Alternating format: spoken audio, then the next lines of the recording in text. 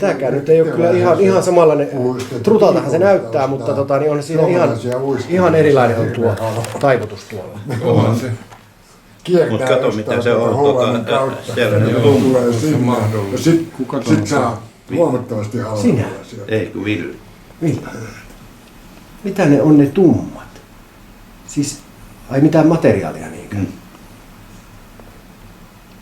Onko sinne laitettu Samperiin jotakin linnunsulkaa saakuttaa? On. Ville oli katsottu Jussi opissa. Justiin, joo. Mä oon tehnyt noita suolapäällysjuttuja joskus kanssa. Siinä on hieno lusikka kyllä. Ootko saanut kaloja? En mä ottanut. No näytäpä nyt vielä sitä. Siis sä haluat kuitenkin tässä. No totta kai mä haluan, eli linnunsulka uistin, niin kuin nähdään. Siinä on hienot linnunsulka. Piikkikala kai tää niin olisi tarkoitus matkia. No nostapa vielä se siihen niin kuin ihan niin kuin ylhäältä alas. Ja nythän se on ihan väärinpäin. No.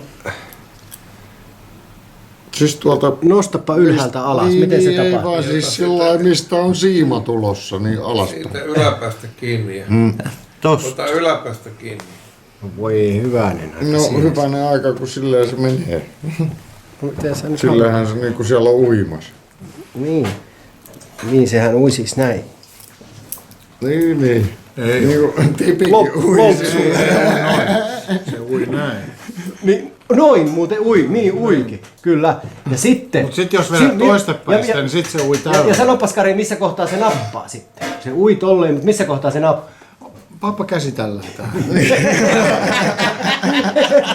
Näytetään. Enempää.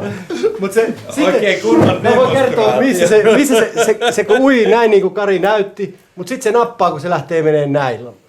Tuolla se nappaa. Ei nappaa, se on Tai se on pohja. Se voi, niin. Tai sit se ottaa tässä näin. Sitten kun se lähtee ylös takaisin. Niin. Tai sitten kun ihan vaan lyhyt pysäytys, niin se ottaa just siinä pysäytysvaiheessa. Vuonna 80. Yleensä se nappaa siinä vaiheessa, kun tää ehtii just tipahtaa veteen.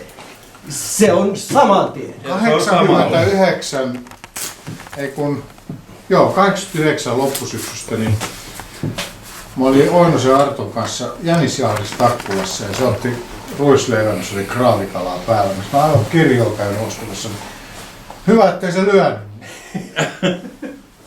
Vai kirjo? Taimenta tää. Tai mistä sä oot ostanut? No ei näitä osteta, että näitähän saa tuolta merestä. Mä olin sanonut, että älä nyt puhu paskaa. Nyt mä haluan nähdä tuon. Seuraavana lauantaina mentiin Matalakarille. Siinä se länsipuolella se limppu siinä. Siinä heitti venekunta, sanoi, että odotetaan kun noi lähtee. Sanoi Oinonen. Mä sanoin, no kai me nyt saa kalat, jos siinä on, ei noin mitään osaa, sanoi Oinonen. Ne lähti, mentiin siihen, Oinonen heitti saman tien. Kääntyi minuun, sanoi, että hurri oppi, ei tässä kauan olla. No, bang. 3 kilon taimen. Just.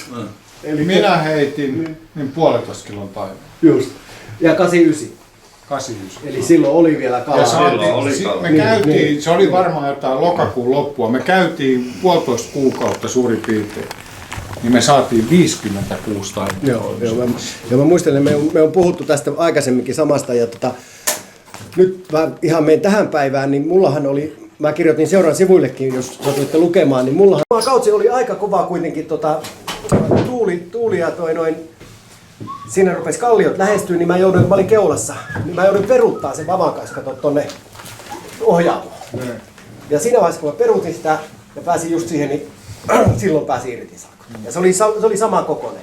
Ja taas puoli tuntia siitä, niin Pitkäourin toisella puolella, Tyynen puolella, niin oli samanlainen hetken aikaa kiinni ihan veden vieressä.